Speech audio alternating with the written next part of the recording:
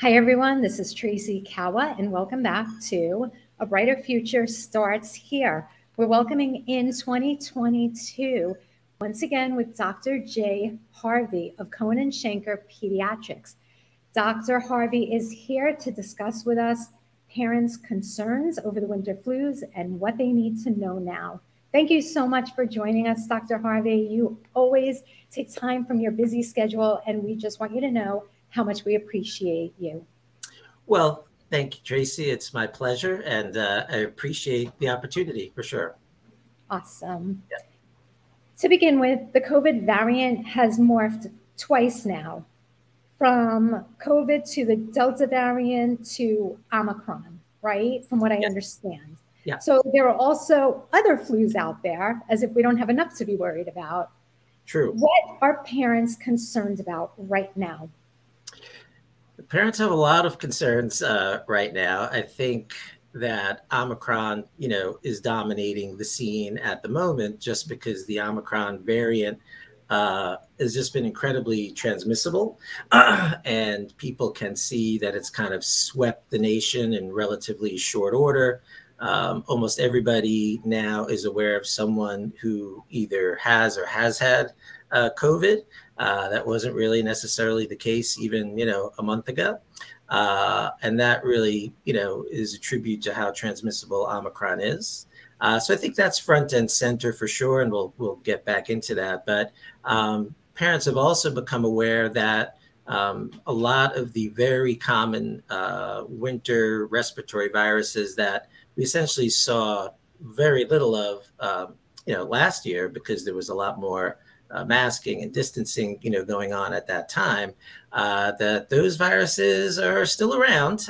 They haven't left the building, so to speak, and they are resurgent this year. In particular, influenza, which for the first time in 30 years, last year, I saw 0 cases of, like, actually, Really? yes, which is, unprecedented, obviously. That has certainly made a comeback. And other very common respiratory illnesses caused by RSV, respiratory syncytial virus, which causes, a common cold in a lot of people, a lot of kids, but in some cases can cause bronchiolitis, which can be a little more significant and severe in certain cases. And then the old favorite croup, which causes that harsh, barky cough, typically at night, awakening both child and parent to some horrific noises that they are not comfortable listening to and observing. That has been on the rise as well. And to complicate things further, Omicron seems to be causing croup or croup-like illness, making it almost indistinguishable from the other viruses, the para-influenza viruses that normally cause croup. So in a way, that's a bad thing. In a way, that's a good thing. And I think we'll circle back to that when we get into it. Is croup limited to a certain age range? I always think of babies as having croup. So yes, croup roughly affects kids, but it could be anywhere from, say, as young as 3 months to about 5 or 6 years old.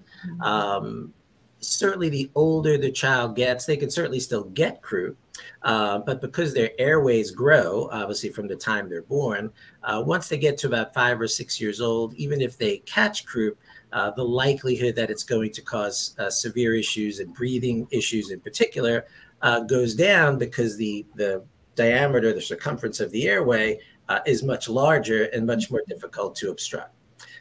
So it can still occur, and it does occur, but less frequently and usually less severely, typically. That makes sense. So that's what they refer to as kind of outgrowing. That is correct. In that particular case, absolutely, yes. Yeah. You bet. Walk us through this, if you will. A child starts to cough or show certain signs. Maybe you can share some of those signs with us. And then a parent, not knowing which virus or which flu it is, what do they do? Yeah. So, that can be vexing for sure. Of course, there's a number of variables there, the age of the child probably being the biggest one. Again, much the same as with influenza, the younger you are, if you contract it, and of course, as with older kids or adults, if you have pre-existing or coexisting medical conditions, you're going to have a lower threshold for becoming concerned, and of course, hopefully calling your pediatrician. The second thing is with regard to COVID. Has everybody already had COVID in your home? Is everybody immunized, fully immunized? Are they working from home? Are they going to work? Are they indoors? Are they outdoors? Are they around other people whose vaccination status is unknown, or maybe, engaging in, more risky activities? So there's a host of variables to take into consideration. But I would say, if you're dealing with symptoms, we'll just call it the common cold for lack of a better term, runny, stuffy nose, intermittent cough, but you're not looking at any respiratory distress or breathing difficulty. You're not looking at difficulty drinking or eating. You're not looking at a kid that's really lethargic or irritable, and certainly one that doesn't have a fever. You're going to treat it like a common cold, almost no matter which particular virus is the cause, the underlying cause. So there's no need at this time, this has changed, to immediately think about, I got to get a test, I got to run out, I got to get a test, I got to get a home test, I got to go somewhere. That's changing rapidly given the prevalence of Omicron and a variety of other factors. So bottom line, if your child, regardless of age, seems to be relatively mildly affected, especially without fever or breathing difficulty, and they're able to, stay hydrated and sleep reasonably, and they're not out of it or lethargic, you can safely monitor, that child at home, regardless of age. Now, let's say the symptoms are mild and your baby has heart disease, or your baby was severely premature and needed oxygen and ventilation and those kind of things. As an infant, it may have some residual lung damage or lung disease as a result. You can still monitor, but your watchful eye is going to have to be, much more tuned in because that's the type of kid that can seem, perfectly okay 1 minute and not so very good the next minute. So I would say there's increased vigilance, for those types of kids or the very young kids as well. And then finally, if there is fever, defined as 100.4 or above, not 99. 100.4. I'm just clarifying.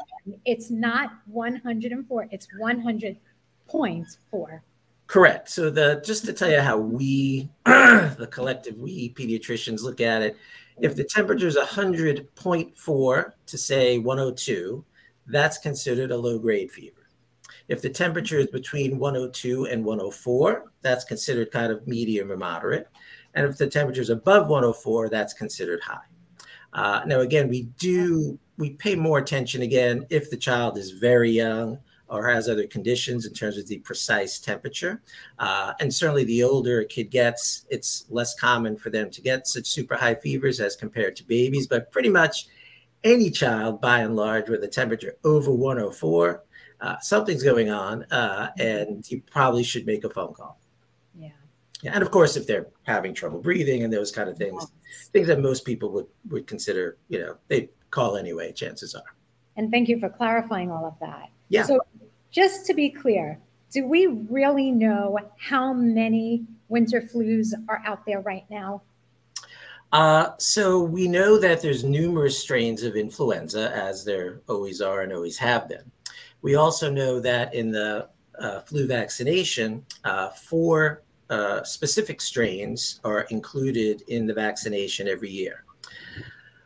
So the way that is determined for the poor people that have to do it, the various epidemiologists and public health experts and whatnot, they look at a variety of factors, including the weather and the wind patterns and humidity and things of that nature, prevalence of the viruses from the previous year.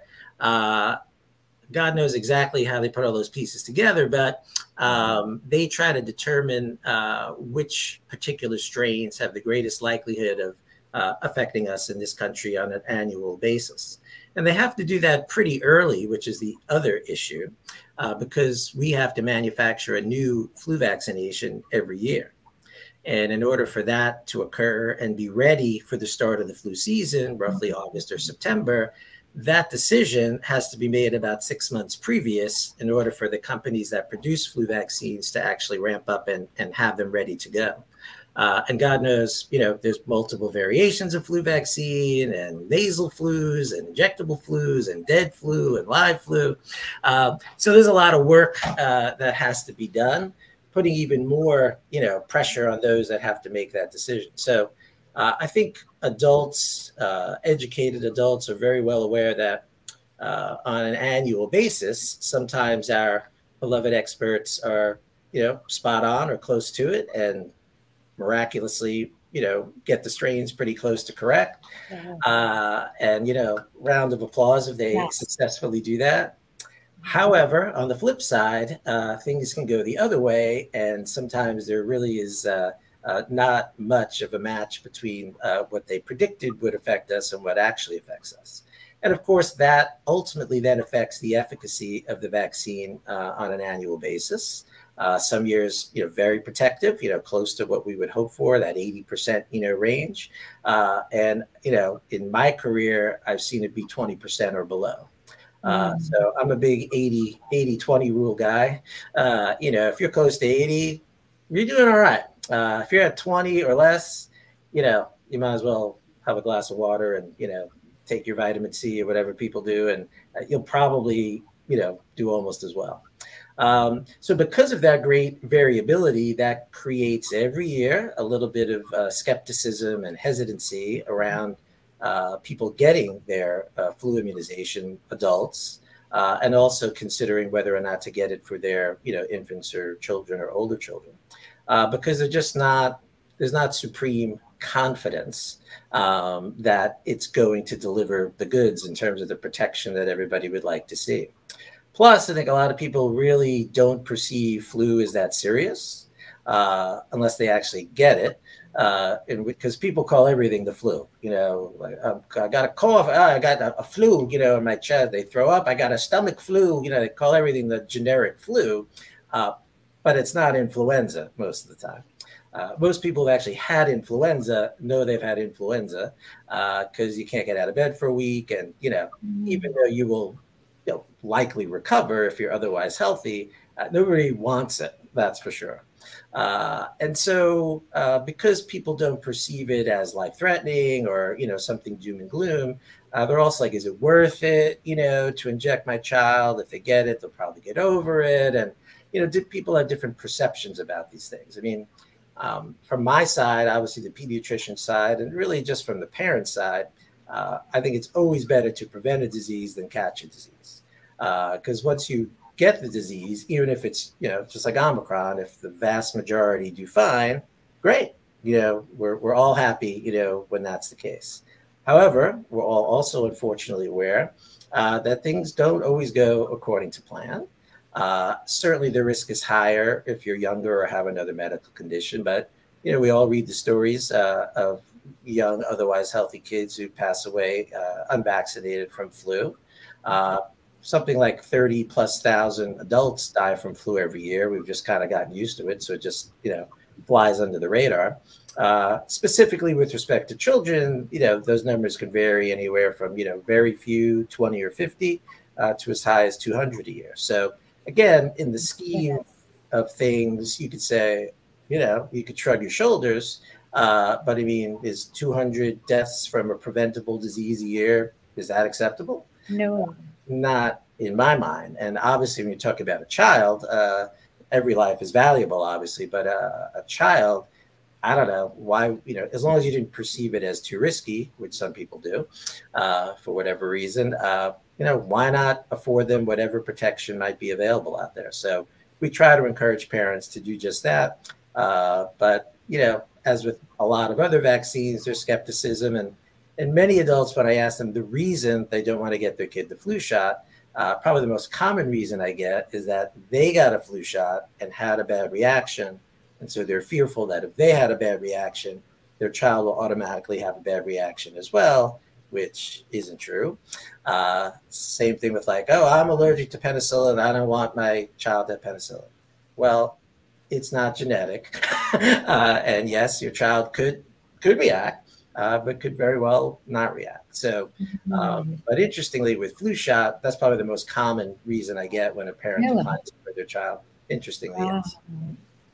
Those 100 to 200 child mortalities that you were mentioning, are those children with underlying diseases? Are they children with weak immune systems? Tell us a little bit about that. Yeah, many of them are. There's no question if they have, just like with Omicron, you know, if you're obese, if you have asthma, heart disease, diabetes, or of course an immunosuppressing condition, certainly you should get your flu shot, you know, in those instances, and not everybody does. And I would say the majority of hospitalizations and deaths in kids under 18, let's say, have other conditions that are making them more vulnerable. But of course, that doesn't encompass all the cases.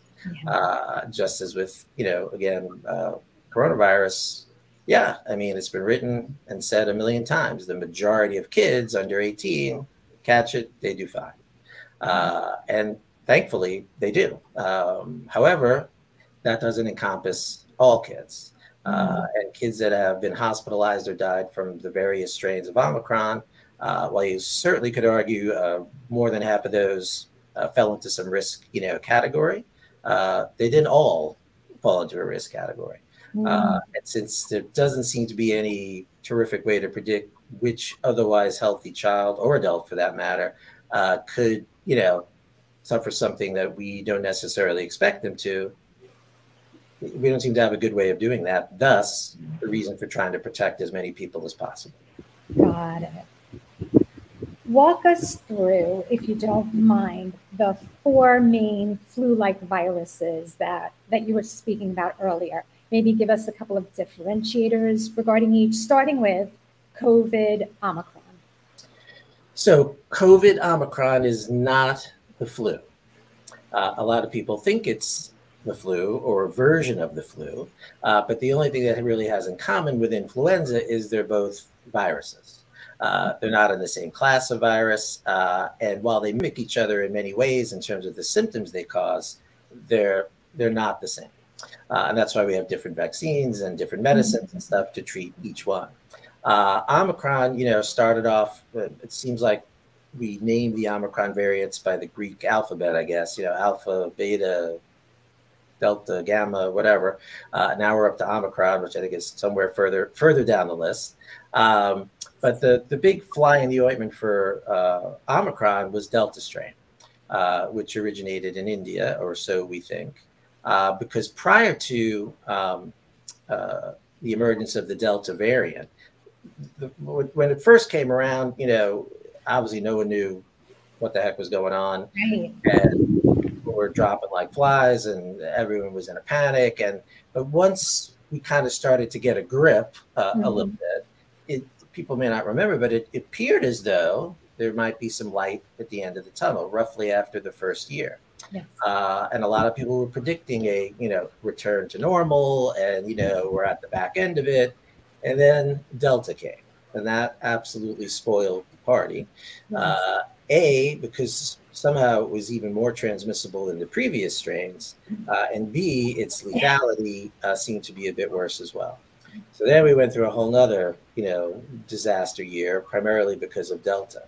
And then it looked like maybe we were finally starting to get, you know, a grip on that, and people were starting to, you know, exhale a little bit and, you know, maybe flout the rules and, you know, this kind of stuff. And then there's Omicron. And Omicron has proven to be more transmissible than Delta, which is hard for lay people and experts to comprehend.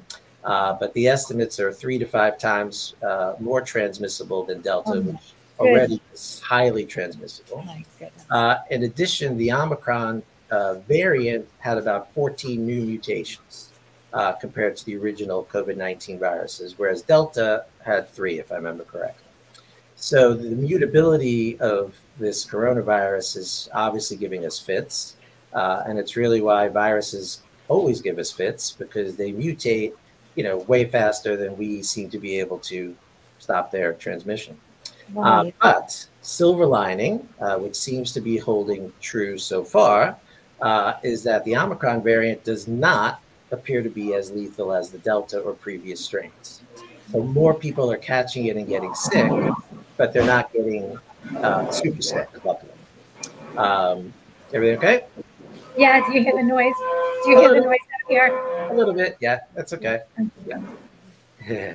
So that's a potential silver lining. And one of the reasons that seems to be why that is the case is because it appears as though Omicron, when you catch it, it appears to primarily stay in your upper respiratory tract, mainly your nose, your throat, your large bronchi, the big breathing tubes up top. And it does not seem to have a propensity to dive down to the lower respiratory tract and in particular affect the lungs. That's where most people get into trouble, is when it gets into the lungs proper and causes inflammation and other issues. So this is why it appears to be causing more, typical cold-like symptoms. It is causing a bit of croup, which I mentioned earlier, primarily because it settles in the upper respiratory tract and causes swelling of those airways. So so more. Go ahead. Yeah. Well, I was going to ask you, tell us about the flu. Does that settle in the chest? Does that settle in the respiratory? How does that affect? How do they affect each other? Yeah, so they don't really have any bearing on each other because they don't compete for the same, cells and types. They both affect the respiratory tract, but can affect other portions of the body as well, obviously, depending on the viral load and host factors and stuff. Influenza, compared to Omicron, I would say certainly can affect the upper respiratory tract, but probably has a greater likelihood of getting into your lungs than Omicron does, at least based on what we currently know. And the 4 different strains of flu that are covered in the vaccine, and their names are technical and not important. Probably this month, we will probably get some data on of the 4 strains that are most prevalent, which ones are really most prevalent and causing most of the problems. But that data usually is released mid to end of January. So we don't really know of the circulating strains, which ones are doing the most damage just yet. But I would say the risk of getting into your lungs is probably higher with influenza strains right now than it is the Omicron strain. Got it. And then and you can't have both. They're calling it flurona. The double whammy. Yeah, you can have flu and corona. We've had, we're doing a lot of PCR testing in the office now, which is the fancy testing for COVID, the most sensitive and specific. But the test that we're running also tests for 21 other types of respiratory viruses as well, including the ones we mentioned: influenza, parainfluenza, RSV. And in some cases, we're picking up kids who have 3 and 4 viruses simultaneously. So they are not mutually exclusive in any way.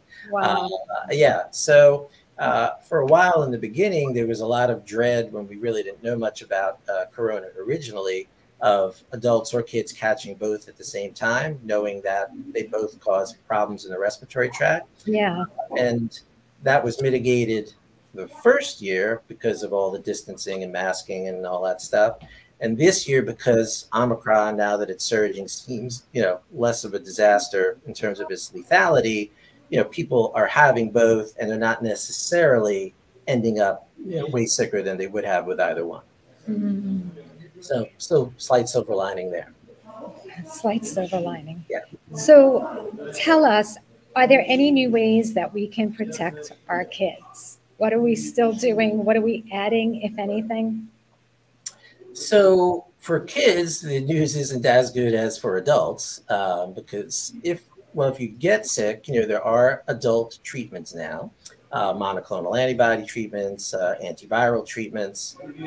There's a new monoclonal antibody treatment that seems to be effective against Omicron that's approved approved for emergency use. The antivirals, if you start them early on, can mitigate, as well. But of course, none of those are approved for under 18. So they're not kid friendly at this point. So what parents are stuck with are really the things we have been doing and that we know, work for transmissible viruses in general.